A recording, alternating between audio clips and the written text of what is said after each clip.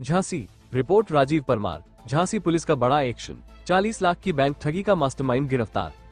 झांसी के नवाबाद थाना पुलिस ने बैंक खातों से लाखों रुपए की धोखाधड़ी करने वाले एक शातिर आरोपी को गिरफ्तार कर बड़ी सफलता हासिल की है। आरोपी पर RTGS NEFT फॉर्म में हेराफेरी कर खाता धारकों की रकम दूसरे खातों में ट्रांसफर कराने का आरोप है। पुलिस के अनुसार आरोपी अब तक करीब 40 लाख रुपए की बैंक धोखाधड़ी को अंजाम दे चुका था। मामले की जांच के दौरान पुलिस ने त्वरित कार्रवाई करते हुए लगभग 37 लाख रुपए विभिन्न बैंक खातों में फ्रीज करा दिए, जिससे बड़ी धनराशि सुरक्षित हो सकी।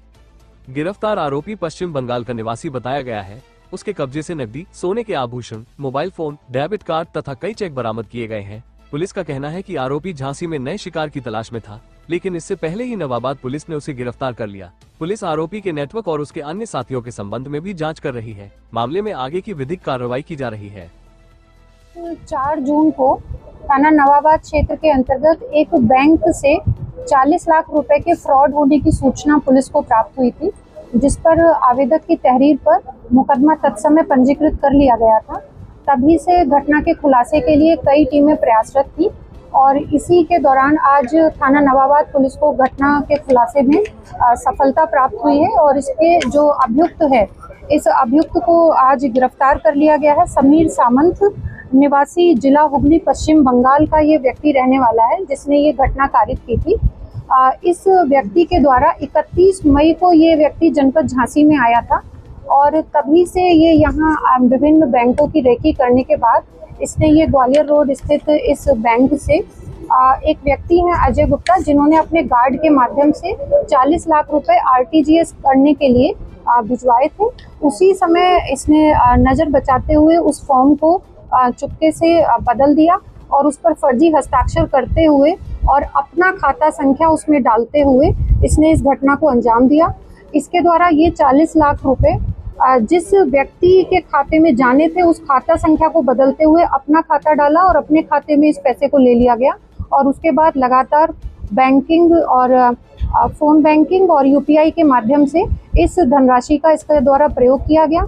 2 जून को इसके द्वारा झांसी में ही मालाबार ज्वेलर्स के यहाँ से इसी पैसे से कुछ खरीद की गई सोने के आभूषणों की और दोबारा 3 जून को कल्याण ज्वेलर्स जनपद झांसी में ही इसी पैसे को यूज़ करते हुए कुछ खरीदारी की गई।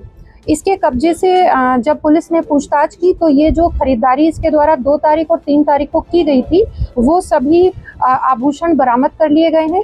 साथ ही इसके खाते में जो पैसा अभी था उसको भी पुलिस ने बरामद कर लिया है। इसके कब्जे से कुल 94,100 रुपये नगद प्राप्त हुए हैं। 3 अंगूठी पीली धातु, 1 लॉकेट पीली धातु जिसकी कीमत लगभग 1,68,400 रुपये है, ये बरामद हुआ है। साथ ही इसके कब्जे से 4,47,500 रुपये के भरे हुए चेक, बैंक के चेक प्राप्त हुए हैं। अलग अलग बैंकों के 5 डेबिट कार्ड, सुकू मंडी के नाम का, जिस नाम से ये कई अपने 8 खाते खोले हुए हैं अलग अलग शहरों में, ब्रांचेज में, फर्जी दस्तावेजों के आधार पर, तो इसी सुकू मंडी के नाम से इसका एक पैन कार्ड भी प्राप्त हुआ है।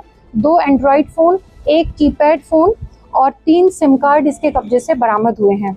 इस प्रकार इसके 37 लाख रुपए की जो धनराशि है इसके बैंक खाते से वो होल्ड भी कराई गई है, फ्रीज करा दी गई है वो वैल्यू। इस प्रकार इसके द्वारा जो पूछताछ की गई तो इसने प्रारंभिक पूछताछ में बताया कि ये विभिन्न शहरों में इसी प्रकार से रेकी करता था बैंक शाखाओं में जाकर और वहां पर RTGS और NEFT तथा PPS फॉर्म को बदलकर उसमें अपने हस्ताक्षर और अपने जो इसने सुकू मंडी नाम से अलग अलग खातों 8 खाते खोले हुए हैं, जो सभी फर्जी दस्तावेज के आधार पर तैयार हुए हैं। उन खातों में ये जो धोखाधड़ी करता था, उन खाता नंबर डालकर उनमें ये पैसा जो है ट्रांसफ़र किया करता था। इस बार ये पकड़ा गया है और इसके कब्जे से ये सभी चीज़ें बरामद हुई हैं। 40 लाख रुपए जो इसने अभी फ्रॉड किया, ये पैसा और साथ ही जो इसके द्वारा आभूषण खरीदे गए उस पैसे से वो सब भी पुलिस द्वारा बरामद कर लिया गया। फिलहाल ये यहाँ जो जनपद झांसी में वर्तमान में आया हुआ था, ये व्यक्ति अकेला था, रेकी करता था। अभी इससे और गहनता से पूछताछ की जा रही है और यदि इसके साथ इस कार्य में कुछ और लोगों की भी संलिप्तता ज्ञात होती है विवेचना के क्रम में, तो उन पर भी विधिक कार्रवाई की जाएगी। ये अभी 31 मई को जनपद झांसी में आया था और तभी से ये रैकी कर रहा था। झांसी में ये कहाँ ठहरा था, कौन इसको समझ? ये सभी चीजें, ये जो पैसा इसने अपने खाते में ट्रांसफर किया, इस पैसे का प्रयोग इसने अपने यहाँ रहने के लिए, पेमेंट्स करने के लिए, खाने पीने के लिए भी इसने इस पैसे को यूज किया है। इन सभी पहलुओं को विवेचना में देखा जा रहा है और यदि किसी अन्य की संदिग्धता भी स्पष्ट होती है तो उस पर भी कार्रवाई की जाएगी। ये इसी प्रकार के कार्य करके अपनी आजीविका चलाता है, जो इसके द्वारा पूछताछ में स्वीकार किया गया है। ये एक अजय गुप्ता आवेदक हैं जिनके द्वारा ये तहरीर दी गई थी और अभियोग पंजीकृत किया गया था। इसके अलावा एक और व्यक्ति है महेंद्र कुमार गुप्ता, इनके दस्तावेज भी वहीं टेबल पर रखे हुए थे। इस बारे में अभी और गहराई से छानबीन की जा रही है। अगर आप ये वीडियो YouTube पर देख रहे हैं तो हमारा चैनल सब्सक्राइब कर लें और बेल आइकन का बटन दबाना ना भूलें। और अगर आप ये वीडियो Facebook पर देख रहे हैं तो हमारे पेज को लाइक जरूर करें।